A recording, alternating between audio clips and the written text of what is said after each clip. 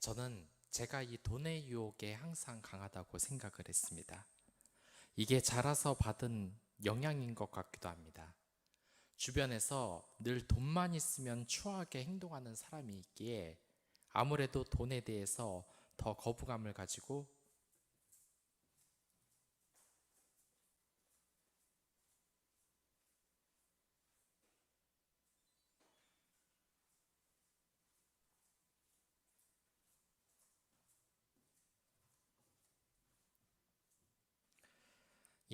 저는 제가 이 돈의 유혹에 항상 강하다고 생각을 했습니다.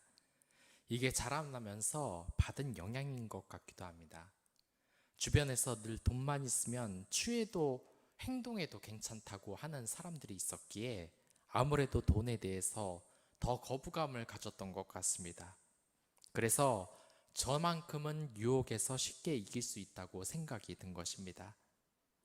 그러나 이 사역을 시작하고 저 또한 물질적인 부분에서 문제가 생기기 시작했습니다.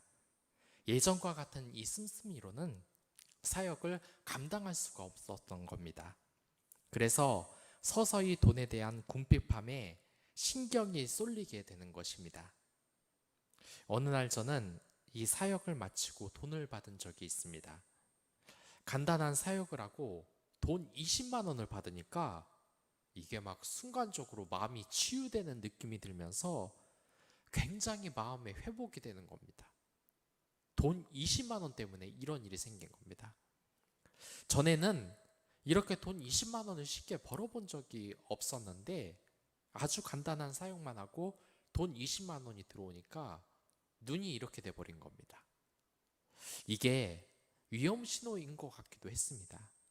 쉽게 돈 20만 원을 버니까 맨날 아껴 써야 했던 이 사역자의 생활에서 약간은 해방되는 듯한 이 짜릿함도 가슴에서 올라오는 것입니다. 그 후에 종종 돈이 필요하게 되면 저도 모르게 어떻게 돈을 벌지라는 이 생각을 고민을 항상 했던 것 같습니다. 그러니까 주변 사람들이 저에게 항상 하는 이야기가 이제는 내 귀에 들리는 겁니다. 전에는 이 목회자라고 믿음만 가져고서는 안 된다. 현실을 좀 파악하고 돈도 좀 벌어야 하는 것이 아니냐라는 말이 저에게도 계속 들어오는 겁니다. 예전에는 믿음만 있으면 되지 뭐 했던 제가 이 경제적인 기반을 마련하기 위해서 정말 노력하고 뛰는 제 모습을 보고 있었던 겁니다. 그래서 그런지 이 돈이 쪼들리게 되는 상황이 되면 저도 모르게 비겁한 생각을 자꾸 하게 되는 겁니다. 그래서 그냥 더러워도 그리고 이 목회자의 일이 아니더라도 돈을 충분히 벌 수 있는 곳이 어딘지 기웃거리기 시작했다는 것입니다. 나중에는 이 돈을 벌기 위해서 사람들에게 연락을 하고 전화를 돌리는 제 모습을 볼 수도 있었습니다. 그런데 이 기도를 하다 보니까 정말 이 돈 때문에 내가 바뀌면 안 될 것 같다는 생각이 드는 겁니다. 물론 이 자급자족의 생활을 할 책임이 목회자에겐 있습니다. 하지만 그것은 어디까지나 자급자족의 목적에만 있어야 되지 불을 쌓고 목회를 희생하면서까지 이 돈을 먼저 우선시하는 것은 목회자의 자격이 없는 것입니다. 우리가 꼭 기억해야 될 것이 있습니다. 사단은 우리의 약점, 강점, 어느 곳에서나 우리를 유혹하기 위해 수단과 방법을 가리지 않는다는 것입니다. 저의 경우도 마찬가지입니다. 제가 돈에게 유혹에 강하다고 생각을 했는데 상황이 점점 목회자가 되면서 쪼들리다 보니까 저도 모르게 이 물질적인 것에 대해 관심을 갖게 됩니다. 돈 20만 원을 쉽게 버니까 이 돈에 대해서 관심이 생기게 되는 것입니다. 그러나 이것이 정말 주의해야 할 때입니다. 사단은 우리를 유혹하기 위해 수단과 방법을 가리지 않는다는 것을 우리가 알아야 되는 것입니다. 예수님께서는 광야로 시험을 받으셨습니다. 이때 사단이 언제 나타나시는지 아십니까? 40일 동안 사단은 모습을 드러내지 않다가 40일이 지나자 이 예수님 앞에 드디어 나타납니다. 왜 이렇게 나중에 나타나는 것이겠습니까? 이 사단은 예수님이 약해질 시간을 기다렸던 것입니다. 생각을 한번 해보십시오. 아무것도 없는 이 광야에서 40일을 산다. 아무나 할 수 있는 일이 아닌 것입니다. 이제 보통 사람이라면 살기 위해서 뭔 짓이든 하려고 발버둥 치는 것이 정상이기 때문입니다. 사단은 이렇게 규모하게 우리가 약해진 틈을 타서 서서히 아주 은근하게 다녀오는 것입니다. 40일 동안 굶었다. 생각을 한번 해보십시오. 먹을 것을 위해서는 뭐든지 다 하고 싶은 그런 기분이 들지 않겠습니까? 예수님이 이렇게 육신적으로 연약함을 가졌을 때 이 사단이 살살 유혹을 해오는 것입니다. 우리가 한번 실생활에서 생각을 해보십시오. 사업이 아주 쫄딱 망했습니다. 그리고 가지고 있는 돈은 10원 한 장도 없고 어디 가서 일을 해서 벌어먹고 살 생활도 상상을 할 수가 없습니다. 지금 몇십억대의 빚을 졌는데 뭐라도 해야 될 텐데 답은 전혀 보이지 않고 돈도 전혀 없습니다.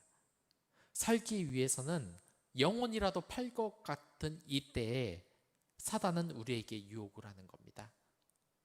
너 그러면은 아는 사람을 통해서 불법적인 일이라도 하라. 하나님의 뜻에 어긋나는 일이라도 하라. 그걸 해결해야만 네가 나중에 하나님 사역도 할 수 있는 것이 아니냐. 또는 이제 그만 이 세상을 떠나라. 너 이 세상 살아갈 수 없는 것지 않냐. 죽으면 모든 것이 편해진다. 이러면서 유혹을 해오지 않겠습니까?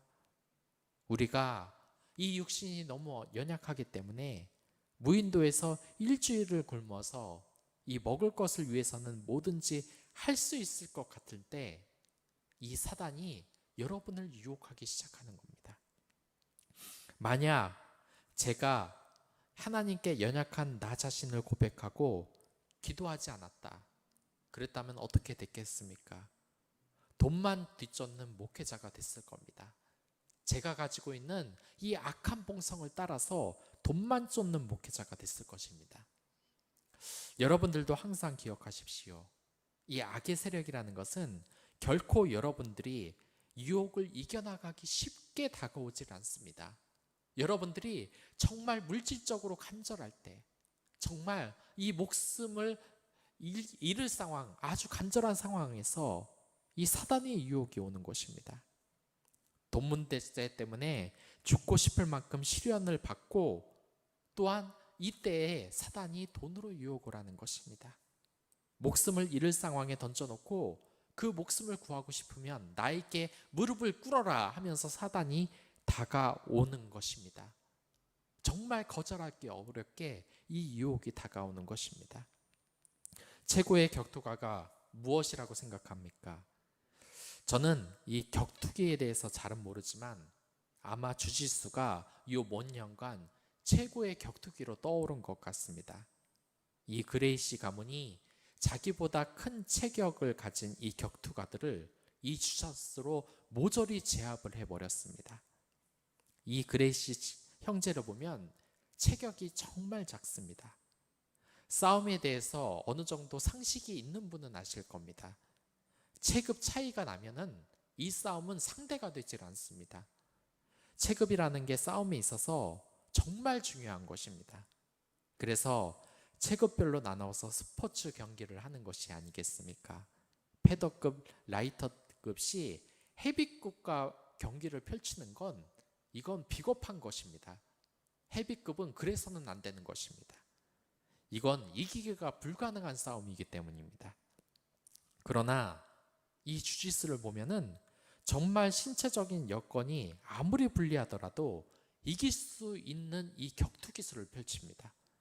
이렇게 말도 안 되는 승리가 가능한 이유가 뭡니까? 그 이유는 바로 이 주짓수가 상대방의 약점을 집요하게 파고드는 격투기이기 때문입니다. 정면 공격으로는 승산이 하나도 없는 격투기가 이 주짓수입니다. 그렇기 때문에 상대방의 약점을 철저히 공략해서 그것을 누르고 조르고 해서 이기는 것이 바로 이 주짓수인 것입니다. 그런데 이러한 주짓수를 쓰는 엄청난 격투가 앞에서 나는 체력이 건장하고 힘이 세니까 이긴다고 생각하는 게, 이 방심하는 모습이 있었던 게 바로 저희 모습이 아니었나 생각을 하게 됩니다. 전에는 제가 돈에 대한 유혹이 강하다고 생각을 했습니다. 그래서 나보다 체급이 작은 이 물질의 유혹은 나는 넘어가지 않는다고 생각을 했습니다. 하지만 그게 아니었던 겁니다. 저 또한 돈을 쉽게 버는 경험을 하게 되자 저도 모르게 배기량의 큰 차를 갖고 싶고 더 좋은 아파트를 위해 일을 하고 싶은 그러한 유혹이 강력하게 들어오는 것입니다. 사탄이 무엇을 바라겠습니까? 제가 물질을 바라는 그때를 바라는 겁니다. 그래서 물질적인 시련과 어려움을 주고 이 물질을 위해서 믿음을 포기하고 뭐든지 하라고 유혹을 하게 하는 것입니다. 여러분들은 저처럼 나는 물질에 이길 수 있을 정도로 건장한 체력과 마음가짐을 가지고 있다, 이렇게 착각을 해서는 안 되는 겁니다. 그것은 교만이며 방종이라고 할 수 있습니다. 여러분이나 저나 이 물질은 절대로 작은 패더급이 아닙니다. 내가 헤비급의 챔피언이어서 얕볼 수 있는 라이트급의 시련이 아니라는 것입니다. 어떠한 시련도 우리에겐 크고 우리는 그것을 이겨나갈 힘이 아무것도 없는 것입니다. 지금 삼손을 보면 그 이유를 알 수 있는 것입니다. 이 들릴라라는 여인이 계속해서 이 삼손의 약점을 이야기해 달라고 조르고 있습니다. 아마 들릴라는 장난스러운 어조로 이 삼손에게 말을 시작했을 겁니다. 에이, 약점 좀 얘기해줘요. 비밀이 뭐예요? 그런데 이 삼손이 약점을 솔직하게 이야기해 주지 않았습니다. 너무나 당연한 것입니다. 자신의 목숨이 달려있는 것인데 어떻게 쉽게 말을 할 수 있겠습니까? 그러자 이제는 이 들릴라가 마치 삼손이 자기에게 큰 잘못이라도 한 것처럼 이야기를 합니다. 삼손을 화가 내며 원망을 합니다. 그러니까 이 삼손이 정말 마음이 죽을 것 같았습니다. 이 들릴라에게 계속해서 마음을 숨긴다는 게 편치 않다는 겁니다. 이것을 통해서 우리는 사단의 특성을 몇 가지 알 수가 있습니다. 첫째는 이 사단, 들릴라를 통해서 보는 것인데, 이 사단은 성도의 약점을 찾기 위해서 수단과 방법을 가리지 않는다는 겁니다. 격투기를 보면 아웃복서가 있고 인복서가 있습니다. 아웃복서는 거리를 두고 치고 빠지고 하는 방법으로 이기는 복서를 말합니다. 알리 같은 복신 선수가 바로 그렇습니다. 인복서는 그냥 육탄전으로 주먹을 날려가며 정면으로 싸우는 파이터 스타일의 복서입니다. 이 아웃복서와 인복서는 모두 장점이 있습니다. 한번 질문을 해보겠습니다. 아웃복서가 약합니까? 인복서가 약합니까? 정답은 둘 다 그냥 강하다입니다. 그러니까 여러분들, 이 사단의 공격 방법에 대해서 여러분은 철저하게 대비를 해야 된다는 겁니다. 이 사단이라는 것은 우리에게 아웃복서로 다가올 수도 있고 인복서로 다가올 수도 있습니다. 그런데 이 둘 다 어떤 게 더 유혹에 이겨나가기 쉽냐? 그러한 것이 없는 것입니다. 인복서나 아웃복서나 결국 펀치로 우리를 쓰러뜨리는 겁니다. 이 사단은 수단과 방법을 가르치지 않고 여러분들에게 인복서로 아웃복서로 우리의 약점을 서서히 쳐서 무너뜨리려고 하고 있습니다. 여러분들이 가장 약하다고 생각하는 부분을 공략할 수도 있고, 여러분들이 가장 강하다고 생각하는 그 부분도 집요하게 파고들어서 수단과 방법을 가리지 않고 무너뜨리는 것이 이 사단인 것입니다. 지금 삼손이 어떻습니까? 삼손은 자기가 아무리 여자를 좋아한들 들릴라 때문에 자신이 다치는 일이 없을 것이라고 확신을 하고 있습니다. 상식적으로 생각해보면 이 들릴라라는 여자가 자신의 약점을 집요하게 물고 늘어지는데 바보가 아닌 이상 이 들릴라의 의도를 어느 정도 눈치챘을 겁니다. 내가 약점을 말하면 이 여자가 블레셋 사람들에게 이 약점을 다른 사람들에게 말하고 다니지 않을까. 그 의도 정도는 눈치를 챘을 겁니다. 하지만 그럼에도 이 삼손은 대책 없이 들릴라를 멀리 하지를 않습니다.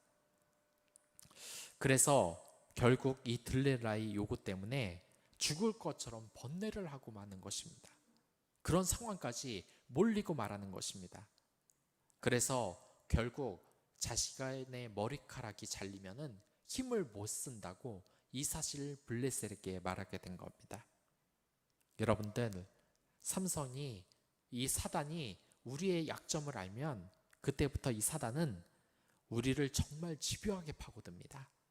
그러니까 이러한 집요함을 우리는 알고 그 자리를 피해야 되는 겁니다. 돈에 위한 이 유혹에 약합니까? 하나님께 기도하고 돈의 유혹을 당할 그 자리에 가지를 마십시오.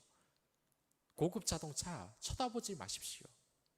또한 만약 이성에 대한 유혹에 약합니까? 그러면 이성이 유혹할 수 있는 그 자리에 가지 마십시오.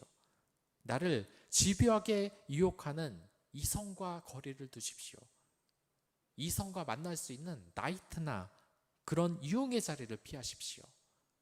내가 유혹에 강하다? 여러분이나 저나 똑같은 인간입니다. 이 삼손처럼 여자 하나 때문에 또한 물질 하나 때문에 무너질 수 있는 것이 바로 여러분들과 저입니다. 그리고 이 두 번째로 항상 사단은 자신의 행위를 미화시키고 위험하지 않은 것처럼 행사를 한다는 겁니다. 제가 어렸을 때는 정말 주위 사람들 중에 이 음주운전을 하는 사람들이 많았습니다.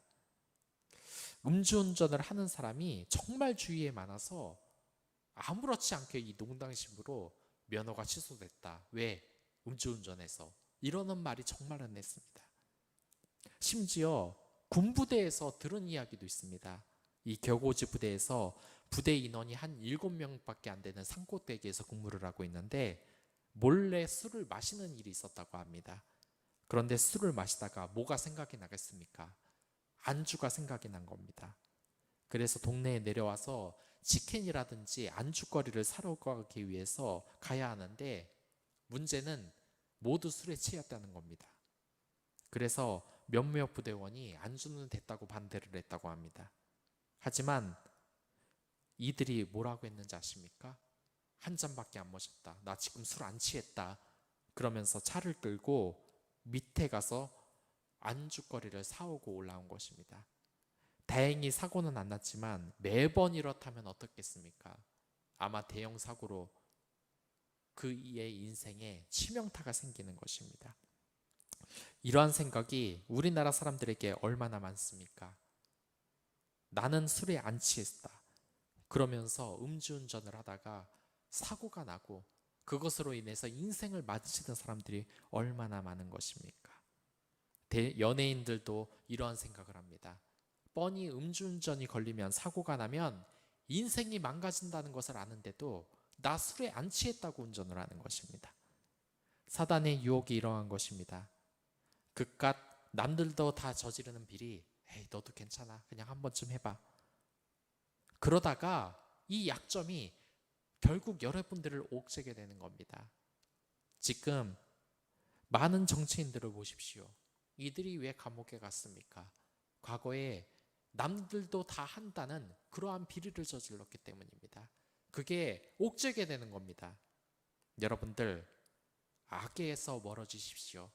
여러분들의 삶에 있어서 이 들릴라가 어디 있는지 한번 생각을 해보시기 바랍니다. 이것은 괜찮다고 하는 순간 이 삼손처럼 우리는 무너질 수 있습니다. 두 눈이 뽑히고 사상 최악의, 인상 최악의 경험을 할 수 있는 것입니다. 그러한 유혹은 이길 수 있는 힘은 오직 성령님밖에 없습니다. 더욱더 성령님에게 의지하시길 바라겠습니다. 그럼 다 같이 기도하도록 하겠습니다.